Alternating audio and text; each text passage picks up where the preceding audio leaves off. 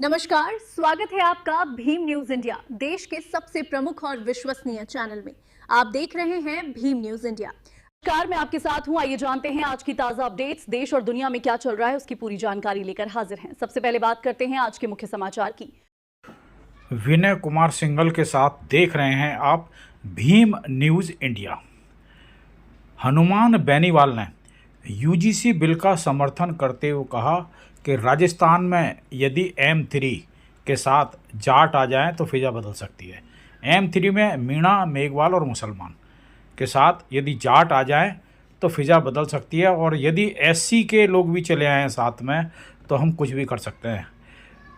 आपसे निवेदन है कि यदि आप हमारे चैनल पर नए हैं तो प्लीज़ हमारे चैनल को YouTube पर सब्सक्राइब कीजिए, लाइक कीजिए, शेयर कीजिए, कमेंट्स कीजिए, और भीम न्यूज़ इंडिया के फेसबुक पेज, ट्विटर के पेज को भी आप फॉलो करें और कमेंट करके हमें बताएं कि हमारे द्वारा दिखाई गई खबरें आपको कैसी लगी। देखिए क्या कुछ कहा हनुमान बेनीवाल ने। समर्थन करते हैं।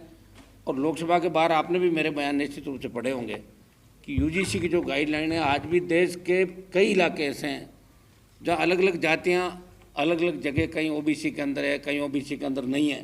तो जब यूजीसी की टीम देश के विश्वविद्यालय कॉलेजों के अंदर गई और उन्होंने देखा कि SC ST के साथ साथ ओबीसी, मुस्लिम और दूसरा जो दबा कुचला तबका है उनके साथ भी अन्याय, अत्याचार यूनिवर्सिटी कॉलेज के अंदर होता है, तो यूजीसी ने गाइडलाइन जारी की और ये कहा कि SC ST को जो शक्तियाँ प्राप्त है कानूनन, वही ओबीसी और अन्य जो पिछड़ा वर्ग अपनाएं उनको, दलित शोषित तबके को यूनिवर्सिटी कॉलेज के अंदर मिलनी चाहिए।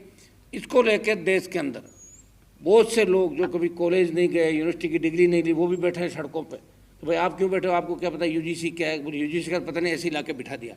बहुत से लोग देश के अंदर बवाल कर रहे हैं और इस कानून के अंदर ऐसा कुछ भी नहीं है। इससे ओबीसी, SC ST का जो हमें ताकत मिली है, इससे हमारे छात्र मजबूती के साथ विश्वविद्यालय कॉलेज में जाते हुए एक हमेशा एहसास उनको रहेगा, उनको हमेशा ही रहेगा कि हमारे पास ये ताकत है कि कोई उनकी इंसल्ट नहीं कर सके, कोई रैगिंग नहीं ला सके, कोई बेइज्जती नहीं कर सके, हल्के शब्दों से उनको पुकार नहीं सके। ये कानून बनाया यूजीसी ने। हम तो चाहते हैं कि पार्लियामेंट के अंदर इसको हम पास कराएं, देश की पार्लियामेंट के। ये हमारी तरफ से प्रयास रहेगा। और जो लोग इसका विरोध कर रहे हैं उन्होंने विरोध करके भी देख लिया, बड़ी बड़ी बातें करी, ऐलान किए, लेकिन मैं ये कह रहा हूँ कि SC ST OBC की अगर पूरी गणना इस देश के अंदर हो जाए और सारे आंकड़े अगर देश के सामने आ जाए तो देश के अंदर लोगों की आंखें खुल जाएगी। मुस्लिम भी बहुत परेशान है इस देश के अंदर। हम कॉलेज यूनिवर्सिटी के अंदर देखते हैं किस दृष्टि से देखा जाता है। तो तमाम तबके, दबे कुचले तबके, जिन्होंने आज़ादी की लड़ाई के अंदर सबसे ज़्यादा बढ़ चढ़ के हिस्सा लिया। और चंद्रशेखर जी, जैसा आपको बताया कि किसान आंदोलन के अंदर, मैं खुद पिछली सरकार थी उसमें NDA के अंदर था, तब देश का किसान तकलीफ में था। आप देखिए कि सत्ता को ठोकर मार के अगर सड़क पे कोई आया तो उत्तर भारत के अंदर हनुमान बेनीवाल सत्ता को ठोकर मार के सड़क पे आया। और एक अकाली आए तो अकाली तो खुद पूरे टाइम राज किए हुए थे, मुख्यमंत्री रहे, उनके परिवार से लंबे समय तक मंत्री रहे, उनके फर्क भी नहीं पड़ता। लेकिन मेरे लिए तो इससे अच्छा मौका नहीं था कि सत्ता के अंदर रह जाता, मंत्री बन जाता, 6 महीने पहले आ जाता। बाहर लोग ऐसे ही करते हैं, पहले आते, पार्टी बदली, फिर आए, फिर गए। लेकिन जब कौम को आवश्यकता पड़ी, देश के अंदर जब किसान को आवश्यकता पड़ी, जब लोगों ने कहा कि आप अगर बाहर आ जाओगे तो मोदी जी कमज़ोर होंगे और हमारे आंदोलन को ताकत मिलेगी। सिर्फ भाइयों के सम्मान के लिए मेरा कोई, देखिए हरियाणा, पंजाब से आंदोलन था और राजस्थान में इस आंदोलन को लेकर चूं तक नहीं हुआ था। उस समय शाहजहाँपुर का बॉर्डर हनुमान बेनीवाल के आह्वान पे जाम किया। उसके बाद 50,000 से ज़्यादा लोग लेके मैं आया। और आज आपको बता दूँ कि हमें नींद अच्छी आती है कि चाहे हम सत्ता के अंदर है या नहीं है। तो चंद्रशेखर जी हम लड़ते हैं, अंदर देखते हैं दोनों, और पूरा सत्ता पक्ष विपक्ष भी देखता है कि दोनों एक हैं। चाहे मैं इंडिया अलायंस से आता हूँ, ये भी सरकार के दोनों पार्टियों के खिलाफ है। मैं कहना को तो इंडिया अलायंस के अंदर हूँ, लेकिन इंडिया अलायंस में भी कोई गड़बड़ी होती है तो मैं निश्चित रूप से बयान देता हूँ। मैं कहता हूँ ये बिल्कुल सही नहीं है, मेरी बात मैं रखता हूँ, चाहे अकेला हूँ। और हम दोनों इस पार्लियामेंट के अंदर एक है। स्टेट के अंदर भी हमारा अलायंस था, राजस्थान के अंदर। यहाँ भी आप देखते हो हर मुद्दे पर दोनों लड़ते नजर आते हैं। चाहे पहलवान बेटियों का मामला हो, सबसे पहले आवाज़ किसने उठाई? लोकसभा के अंदर। जब विनय उसको रोका गया, कौन लड़ रहा था लोकसभा के अंदर? अग्निवीर को लेके अगर देश में सबसे बड़ी रैली करी तो जोधपुर में 2 लाख जवानों की रैली करके संदेश दिया कि हम दिल्ली की तरफ आ रहे हैं। मैं आपको विश्वास दिलाता हूँ कि सरकार कमज़ोर है। जिस दिन आप सड़कों पर आ जाओगे और आपके 2 नेता और 2-4 और नेता, मैं ज़्यादा की कह भी नहीं रहा हूँ, अगर 4-5 MP भी ये तय कर ले कि हमें अग्निवीर को समाप्त कराना है, तो इस सरकार के अंदर ताकत नहीं, बहुत डरपोक सरकार है। जब हल्ला होता है तो किस तरह पार्लियामेंट के अंदर डरती है। लेकिन हमारे नेता कमज़ोर हो गए, जिनको आप चुनते हो, वो अपनी ताकत को पहचान नहीं पा रहे, वो हाथ जोड़ के खड़े हो जाते हैं। बातें तो बड़ी बड़ी करके आते हैं, लेकिन लोकसभा के अंदर आते हुए उसके बाद अपने लोगों की बात करते हैं, उनको डर लगता है। और उसी का परिणाम है कि सरकार चाहे जैसे कानून लेके आती है, चाहे जैसे बिल लाती है। हम महिला रिजर्वेशन के पक्षधर हैं, लेकिन अब जो सरकार महिला रिजर्वेशन का बिल लेके आ रही, पता नहीं किस तरह का लेके आएगी। बिना OBC की जनगणना के, बिना देश के अंदर जब तक आप नई जनगणना नहीं करा दो और एकदम से ला के थोप दो और उसके अंदर ये करेंगे कि ये नेता BJP को परेशान कर रहे हैं, इनकी सीटें रिजर्व करो, वो तो करेंगे 40 लोगों की। तो इसके लिए भी आपको तैयार रहना होगा। हम महिला रिजर्वेशन के पक्ष में हैं, लेकिन चला के इस आड़ के अंदर अगर सरकार कोई गलत चीज़ लेकर आई तो हम उसका विरोध भी करेंगे, चाहे हमें सजता खोनी पड़े, घर बैठ जाए, कोई फर्क नहीं पड़ता। बहुत लंबी लड़ाइयाँ लड़ी, लंबे समय तक MLA MP रहे, आगे रहे कि नहीं रहे, लेकिन इतिहास जरूर रहेगा कि कोई आए थे और लड़के चले गए। ये तो हमेशा ही हमारा बन गया और आगे भी रहेगा।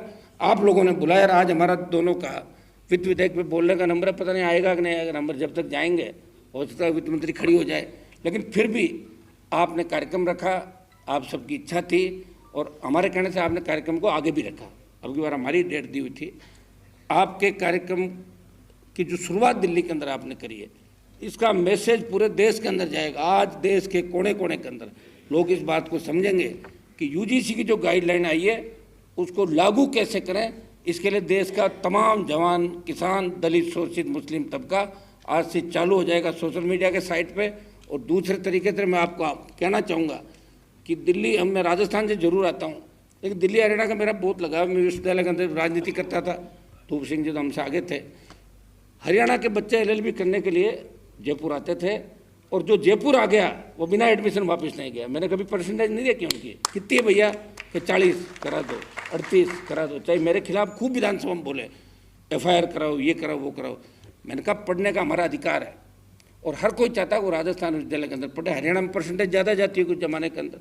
आज मैं हरियाणा के कोर्टों में जाता हूँ, बहुत से वकील ऐसे मिलते हैं, साहब मुझे पहचाना, मुझे आप कौन, कि मेरे 40% थी, आपने करा दिया। हमारे यहाँ तो परसेंटेज ज़्यादा जाती थी और मेरा ये था कि जो आ गया वो वापस नहीं जाए, उसका काम करना। और हमारे पास कौन सी नौकरियाँ थी। जब मेरे उस समय प्रेस के लोगों ने मुझे कहा कि आपको जेल हो जाएगी, FIR लॉज होगी, मैंने कहा अगर मेरे हाथ में सरकार आ गई, अभी तो मेरे हाथ में एडमिशन है, वो मैंने करा दिए, और सरकार मेरे हाथ में आ गई तो नौकरियों के कैंप लगा दूंगा, गाँव में जाओ नौकरियाँ लगा के लाओ शाम तक, ये भी कर सकता हूँ। ये बयान थे मेरे 25 साल पहले। तब आप अंदाज लगा लो, 25 साल पहले तो मैं अध्यक्ष था, मेरे फादर विधायक थे।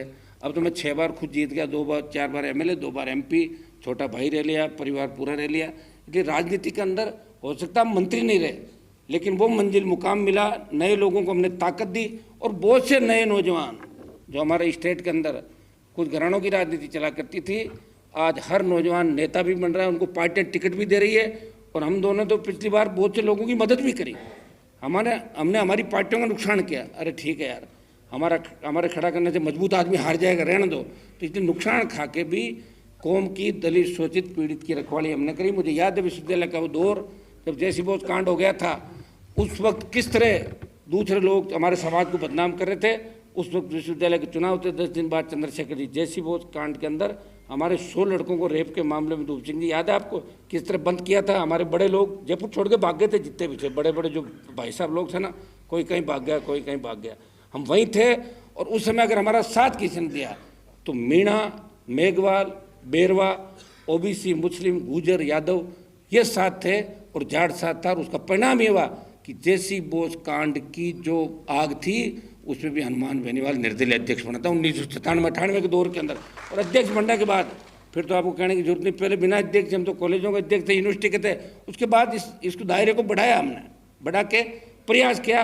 और धीरे धीरे जब लोकसभा के अंदर आने के बाद हरियाणा पंजाब के आंदोलन को जब आवश्यकता पड़ी, जब मुझे लगा कि सादत देने वाला कोई नहीं है, तो हनुमान बेनीवाल ने अपने समाज को निराश नहीं किया और आपका सम्मान करते हुए सत्ता को ठोकर मार के सड़कों पर आ गया।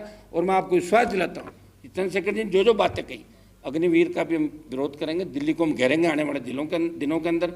निश्चित रूप से दिल्ली में हमारे लोगों की जिस तरह सेमिनार हुई है, लाखों लोगों की एक रैली की बहुत बड़ी आवश्यकता है।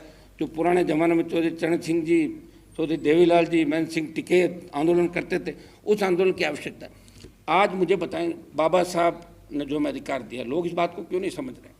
उन्होंने ये कहा था जब संविधान सभा की मीटिंग हुई, वोट का अधिकार किसको मिलेगा? तो लोगों ने कहा साहब पढ़े लिखे लोगों को मिलेगा, बिजनेस वालों को मिलेगा, जो अंग्रेजों के यहाँ नौकरी करते थे उनको मिलेगा, कुछ सीमित लोगों को वोट का अधिकार। तो उन्होंने कहा कि देश गुलामी के दौर से गुजरा है 150 साल अंग्रेजों के, उससे पहले किस तरह अलग अलग राजाओं के राज थे, दिल्ली किस तरह दूसरे लोगों के कब्जे में थी। इसलिए वोट का अधिकार अनपढ़ व्यक्ति को मिले, जो हिंदुस्तान के अंदर निवास कर रहा है उसको वोट का अधिकार मिले। तो वोट का अधिकार बाबा साहब दिलाए, इसलिए सब बाबा साहब का जयकारा करते हैं। और निश्चित रूप से बाबा साहब की सोच के साथ ही हमें आगे बढ़ना। अगर देश को बचाना है, SC ST OBC मुस्लिम और दबे कुचले लोग जो इस देश के अंदर कहीं भी है, वो जिस दिन एक नहीं होंगे उस दिन आपको इसी तरह तकलीफ के दौर से गुजरना होगा। मैं चंद्रशेखर जी को धन्यवाद दूंगा कि इन्होंने बहुत दुख तकलीफें सहन करके उत्तर प्रदेश के अंदर एक नई क्रांति लेके आए। और हम भी राजस्थान के उस इलाके से, जिसकी हिस्ट्री के बारे में ज़्यादा मैं नहीं जाऊँगा, नहीं तो फिर ये सोशल मीडिया पर उल्टी चली जाएगी हिस्ट्री, उससे लड़के, और हमने ये भी मैसेज दिया कि राजस्थान के नेता भी कमज़ोर नहीं हैं। ये संदेश देश के अंदर दे दिया। मैं आपको विश्वास दिलाता हूँ कि हम लोग पूरी ताकत के साथ आपके लड़ेंगे। लोकसभा के अंदर जो भी किसान विरोधी, दलित विरोधी, शोषित विरोधी कोई भी बिल, कोई भी बात आएगी तो हम आगे खड़े मिलेंगे। चाहे संख्या में हम 2 हो, 2 के हम 15 तो हो जाते हैं, कई इंडिपेंडेंट हो रहा है, कोशिश करते हैं, लेकिन 2 तो हम हमेशा ही रहते, चाहे कुछ भी हो जाए। तो 2, 3 और इस बार हम कोशिश करेंगे कि 27 को पहले उत्तर प्रदेश और 28 को वापस फिर राजस्थान। तो आप सब भी इन्वाइट हो, हरियाणा UP वाले भी 27 के अंदर फ्री हो जाएंगे आप, और हरियाणा के चुनाव बाद में। और राजस्थान के अंदर आपने मजबूती दिखा दी, हरियाणा भी आपके हाथ में वापस आ जाएगा। नहीं तो हाथ में आया हुआ हरियाणा चला गया। सिर्फ शेड्यूल कास्ट के अलावा हमारे साथ में कोई नहीं दिखा, इस चुनाव के अंदर में देखा था। तो इन चीज़ों का आपको ध्यान रखना है। जड़ सिख बैठे हैं, जाट, विष्णोई, सिद्ध, जोगी, नाथ, जो हमारे धनावंशी, जो अलग अलग हुए पंथ नए आए। तो हमारी कौम ने तो हमेशा दरिया दिली दिखाई। हो सकता है 100% हर कौम में कोई अच्छा आदमी नहीं होते, लेकिन आज भी देश को जहाँ आवश्यकता पड़ती है, जहाँ किसी गरीब को गांव में मदद की जरूरत पड़ती है, तो जाट सबसे पहले खड़ा होकर उसकी मदद करता है, रखवाली करता है, प्रयास भी करता है। कई बार परिस्थितियाँ ऐसी बन जाती है कि बहुत से लोग निकम्मे किसी भी कौम से आ जाते हैं, लेकिन फिर भी मैं देश के नौजवानों को, आप सब जो आपने कार्यक्रम कराया हमारे इस बैनर तले यूनिवर्सल जाट मिशन के, तो उनको मैं सबको बधाई दूंगा। और ये भी कहना चाहूँगा कि पंजाब, हरियाणा, अफगानिस्तान से लेकर गंगा के तट तक जो हमारी आबादी थी, धीरे धीरे एक प्लानिंग के तहत हमें आपस में लड़ने का काम किया, अलग अलग करने का काम किया। फिर भी हम सब लोग नए सिरे से एक होंगे। किसान आंदोलन पंजाब से चला और उसमें हनुमान बेनीवाल ने साथ दी, से आप अंदाज लगा सकते हो कि अब ये कौमें एक होगी।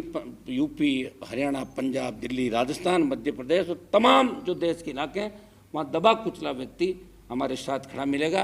और हम सब मिलके जो मिशन आपने चलाया है, ये तो हम कराएंगे। गाइडलाइन लागू करने का जो समर्थन है, ये आज से ही देश भर के अंदर अभियान चलेगा। और हम चाहेंगे कि हम आगामी समय के अंदर दिल्ली में एक बड़ी रैली हम लोग मिलके करें, और वो रैली हो SC ST OBC की रैली, ऐसा रैला हो कि लोग बिलों के अंदर